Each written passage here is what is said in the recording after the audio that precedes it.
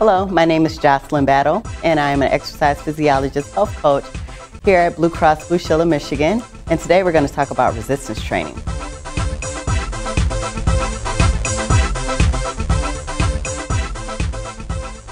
Many people come to me and they ask me, what are some good ways to tone up? And resistance is usually my answer. It's a really good thing to add to your workout program, and it's not something that you have to go to the gym to do. It's something that you can do at work, on your break. You can go and do it at home, and you can use a lot of different things for resistance training. You can use the weights at the gym. You can use your kids if you have kids. You can use household items, and you can also use your own body weight, which is a really great thing about it. As you resistance train, you're going to have so many benefits. You're going to strengthen your bones, you're going to strengthen your muscles, and you're going to increase your metabolism is what we want, because we want you to be able to maintain that weight loss once you do reach your goal. How do you get started? First thing you want to do is talk to your doctor. You always want to make sure that you get that okay. Anytime you exercise, whether it's cardiovascular, flexibility, or resistance, there is that chance for injury, and you will definitely want to reduce that chance.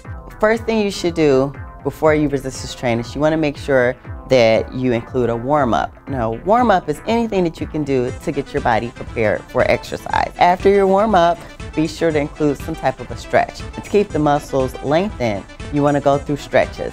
And that stretch should always be after your warm-up. So you never want to come in cold and stretch a cold muscle. You definitely want to warm up first, go into your stretching, and then go into your resistance training. If you're just beginning, I would suggest to start with 1 day of resistance training and build your way up to 4, making sure that you have at least 2 days of rest between each muscle group. Be sure to always start with your larger muscle groups, which require more energy, and follow up with your smaller muscle groups. Let's take a look at some sample resistance exercises that you could do around the house or even around your office. The first exercise we're going to start with is a basic squat. Your squats work every major muscle in your legs. When you go down, you want to make sure that your knees are in line with your ankle and that you can still see your toes. When you're coming up, make sure that you push through your heels and squeeze through your glutes. It's important to make sure that you're breathing too. You want to breathe in through the nose on the way down and breathe out on the way up, which is your point of work. We're just using this chair here, so if you're a beginner, it gives you a good idea of how low you should go down. When you're doing your squats, you should squat down to about 90 degrees if you do not have any knee pain, and stop about 1 inch from the chair. If you do find that you have pain in the knee, make sure that you are pushing through your heels. Be sure to stay off of your toes, and if you still are experiencing pain, maybe cut that motion down so that you're not going down as low. Now we're going to do some tricep dips, which are for the back of your triceps. Now this is the advanced way of doing these that Melissa's doing. As you bring your feet in and bend your knees, they get a little bit easier. So if you are starting out, I would say bring your feet in, and as time goes on and you advance through your program a little bit more, then it's the time where you want to extend your legs out.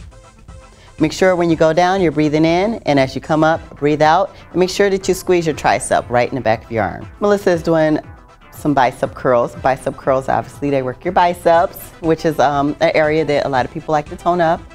And like I said, you don't have to go to the gym. She's using a couple of water bottles.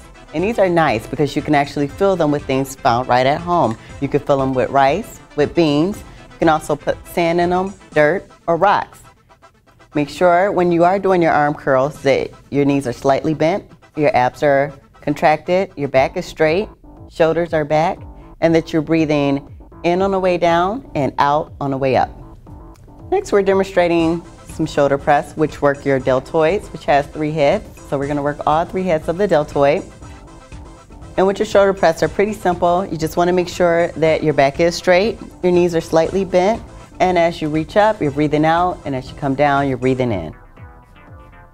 So we're going to do one arm rows, work your back. You want to make sure that your chest is up, your back is straight, and that you're squeezing your shoulder blade as you come up, almost like starting a lawnmower. Now Melissa's using a bag. You can use a lot of different things. Like I said, you don't necessarily have to go to the gym. A bag, you can use a book bag, you can use a purse, anything that you can put things in there to make it a little bit heavier is good enough to do some resistance training. Or if you are at the gym or you have some hand weights, this is an excellent exercise to work your back.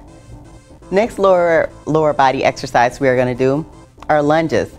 There are many variations to lunges, and you definitely want to make sure that you vary your program. But your back lunges are a great way to start out if you're just beginning. Make sure that when you go down that your shoulders are back, your chest is up, and that your abs are tight.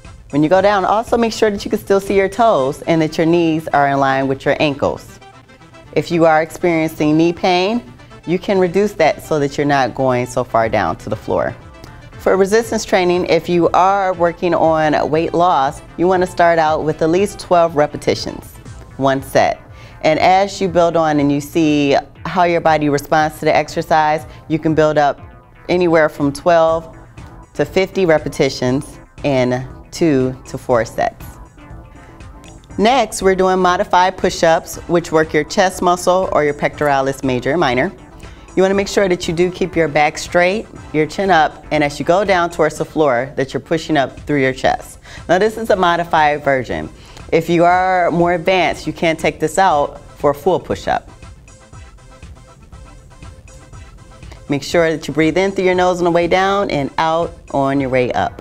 Overall, resistance training can be a great benefit to any program. When you begin, you will start to see results almost immediately, but those will taper off. So be sure to stay motivated and consistent at your program. For more information, visit bcbsm.com.